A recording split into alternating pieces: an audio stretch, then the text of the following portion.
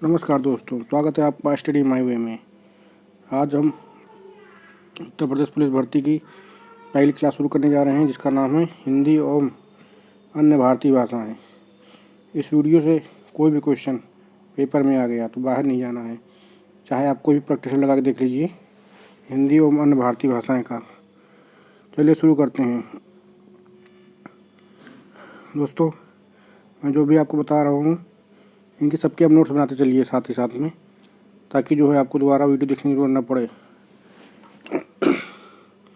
शुरू करते हैं हिंदी एवं अन्य भारतीय भाषा।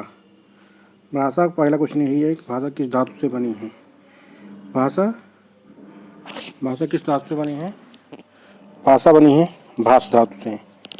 भाषा का क्षेत्रीय रूप बोली कहलाता है। आइए इनका सीरीज भी देख लेते हैं। ये क्वेश्चन यूपी वीडियो की परीक्षा जो भी आयोजित होती है उसमें पूछा गया था। आइए देखते हैं। सबसे पहले आएगा बोली, उसके बाद बनती है विभाषा, फिर बनती उपभाषा, फिर बनती भाषा, उसके बाद बनती वो राजभाषा। अब देखिए, एक राजभाषा है, उसके अंदर हिंदी, उसकी हिंदी कितनी उपभाषाएं हैं? तो आपका आंसर है 5 उपभाषा आती हैं हिंदी राजभाषा के अंतर्गत, और उन 5 उपभाषाओं के अंदर 18 बोलियाँ आती हैं। कितनी? 18 बोलियाँ। यहीं से 2-3 क्वेश्चन बनते हैं, याद रखिएगा। पूछ सकते हैं कितनी उपभाषा हैं हिंदी के अंदर, तो 5। कितनी बोलियाँ हैं? तो आंसर है 18। अब आगे उपभाषा कौन कौन सी हैं दे देगा, आपको बता के पहचाने कौन सी नहीं है या फिर कौन सी है। तो यहाँ देख लीजिए 5 उपभाषा कौन कौन सी हैं। पश्चिमी हिंदी, पूर्वी Hindi, number 3 Rajasthani Hindi, number 4 Bihari Hindi, number 5 पहाड़ी हिंदी। अब देखिए, पश्चिमी हिंदी के अंतर्गत कौन कौन सी बोलियाँ आती हैं। इसके अंतर्गत 5 बोलियाँ आती हैं। इसकी ट्रिक क्या है? ट्रिक है कब कब। अगर कब कब है याद है तो आपको बता देंगे कौन कौन सी बोलियाँ आती हैं। 5 बोलियाँ कौन कौन सी हैं? कब कब से देख लीजिए। पहले का से कौरवी, बाद से ब्रज, फिर का से कन्नौजी, फिर बाद से बुंदेली और हाथ से हरियाणवी। ये बोलियाँ आपको याद करके रखनी है, इसी से क्वेश्चन आता है।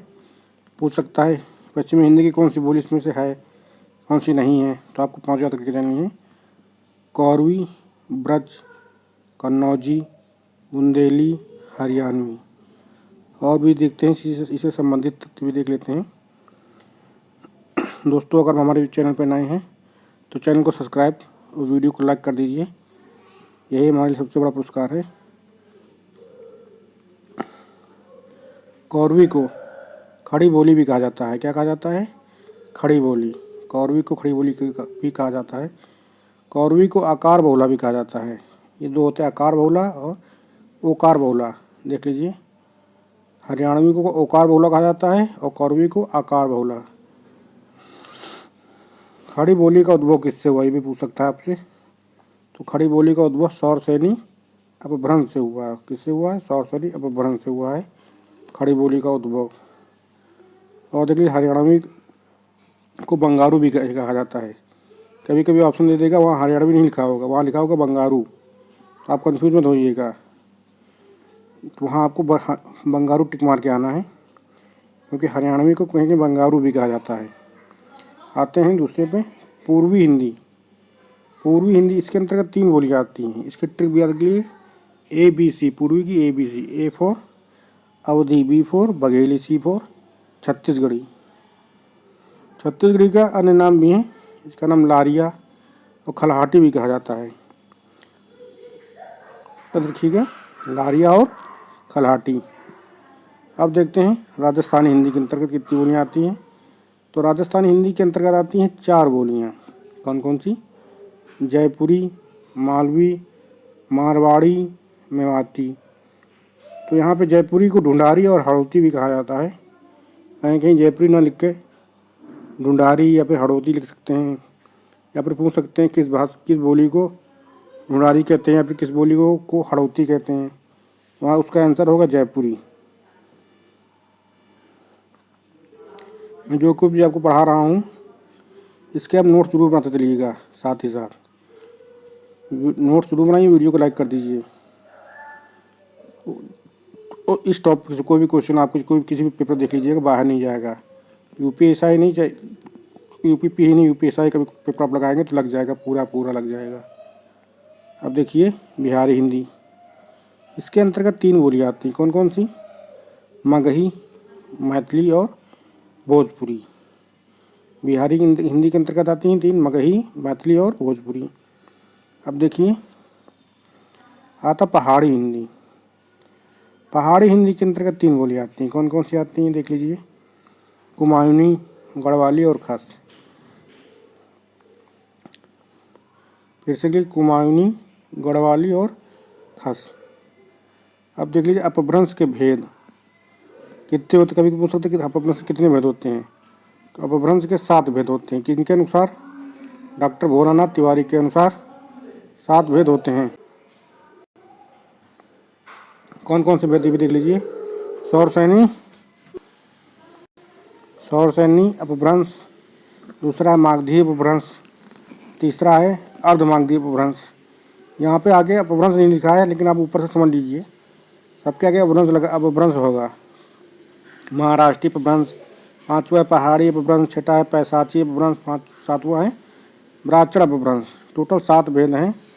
7 नाम याद रखिएगा आते हैं। सौरसैनी अपभ्रंश के अंतर्गत कौन कौन आता है?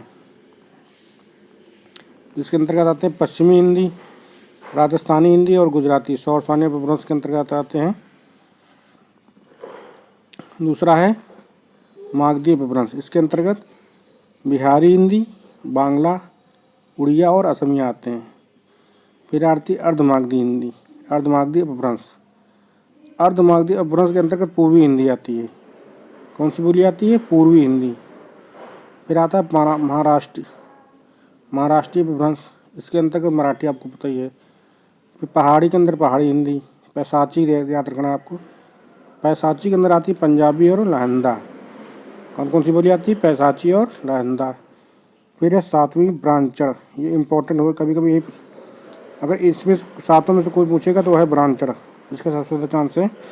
ब्राह्मण के अंदर कौन सी बोली आती है? तो आंसर आपका होगा सिंधी। सबसे इम्पोर्टेंट 7वां, ये याद रखिएगा आप लोग। अब देखते हैं हिंदी भाषा का विकास क्रम। तो विकास क्रम ये पूछा गया है, इससे क्या पूछा गया था बिजली लिख दिए, भारत में भाषाओं का साहित्य विकास क्रम क्या है। इन्होंने आगे पीछे करके दे दिया था, सेट करना था, आपको आंसर बताना था कौन सा आंसर होगा। तो आप पहले ऊपर को देख लीजिए। सबसे पहले वैदिक संस्कृत, फिर लौकिक संस्कृत, फिर पाली, फिर प्राकृत, फिर अपभ्रंश, फिर सौरसैनी, फिर पश्चिमी, फिर कौरवी। उसके बाद जो है हमारी भाषा आ चुकी हैं। यहाँ पे इसका जो सीरियल है ये आपको जरूर याद करके चलना है। पूछ सकते कभी कभी, मान लो पूछ लिया वैदिक संस्कृत, फिर उसके बाद लौकिक दे दे, तो आपको जितने भी हैं ये सारे याद करके सीरियल से चलने हैं। वैदिक संस्कृत, लौकिक संस्कृत, फिर पाली, फिर प्राकृत, फिर अपभ्रंश, फिर सौरसैनी, फिर पश्चिमी, फिर कौरवी। ये क्वेश्चन यूपीएससी में पूछा गया था, भारत में भाषाओं का साहित्य विकास क्रम। ये सेम टू सेम यही क्वेश्चन आया था, संस्कृत, पाली, प्राकृत और अपभ्रंश। अगला पॉइंट देखते हैं, हिंदी का मानक रूप कौरवी को कहा जाता है। क्वेश्चन आएगा हिंदी का मानक रूप किसे कहा जाता है, तो आपको मानना है कौरवी को। किसे? कौरवी। कौरवी को क्या कहते हैं? खड़ी बोली। इसी को हिंदी का मानक रूप कहा जाता है। एक क्वेश्चन ये भी बनता है, खड़ी बोली को कौरवी नाम किसने दिया? खड़ी बोली को कौरवी नाम दिया था राहुल संकृत्यानंद ने। किसने दिया था? राहुल संकृत्यानंद ने दिया था। दोस्तों फिर से एक बार कह रहा हूँ, अगर आप हमारे चैनल पर नए हैं तो चैनल को सब्सक्राइब और वीडियो को लाइक कर दीजिए। अब देखिए भाषा का आरंभ किससे होता है? भाषा का आरंभ होता है ध्वनि, और भाषा की सबसे छोटी इकाई क्या है? वर्ण। अगर पूछ लेता है वहाँ साफ साफ कि भाषा की सबसे छोटी इकाई मौखिक रूप से क्या होती है, अगर जब पूछेगा मौखिक रूप से तब लगाना है आपको ध्वनि। अगर ये नहीं पूछता है मौखिक रूप से तो आंसर होगा आपका वर्ण। एक और पॉइंट है, बनारस क्षेत्र की बोली को क्या कहा गया है? तो बनारस क्षेत्र की बोली को कहा गया है काशिका। क्यों? क्योंकि वो काशी गए, बनारस को ही कहते हैं काशी, इसलिए वहाँ की बोली को काशिका भी कहा गया है। एक पॉइंट ये भी है, भारत के कितने राज्यों की राजकीय भाषा हिंदी है। तो भारत के 10 राज्यों के जो हिंदी भाषी राज्य हैं उनकी राजभाषा हिंदी है। कितने राज्यों की? 10। अब संविधान में हिंदी कहाँ पे है देख लीजिए, ये भी देख लीजिए, बाकी आपको विस्तार पूर्वक संविधान में पढ़ाया जाएगा। संविधान में हिंदी भाग 17 में है, अनुच्छेद 343 से लेकर 351 तक। और किस अनुसूची में आता है ये सब? ये सब आता है अनुसूची नंबर 8 में। दोस्तों, हमारे चैनल पे आपको यूपी पुलिस कांस्टेबल भर्ती की पूरी तैयारी निःशुल्क कराई जाएगी। अगर आप हमारे चैनल पर नए हैं, चैनल को सब्सक्राइब कर लीजिए और वीडियो को लाइक कर दीजिए। 10 मिनट के अंदर हमने आपको पूरा जो है टॉपिक पढ़ा दिया है, आपको ज़्यादा समय भी नहीं लगेगा। और आप ज़्यादा नहीं, हमारे चैनल को डेली जो भी वीडियो आता है देख लीजिए, उसकी नोट्स बना लीजिए आप लोग, हो सके तो। नहीं, अगर देख भी लेंगे आपको तो इस वीडियो से बाहर क्वेश्चन नहीं जाना है, ये मेरी गारंटी है। दोस्तों, जितना हो सके इस वीडियो को ज़्यादा से ज़्यादा शेयर कर दीजिए। थैंक यू दोस्तों, थैंक यू।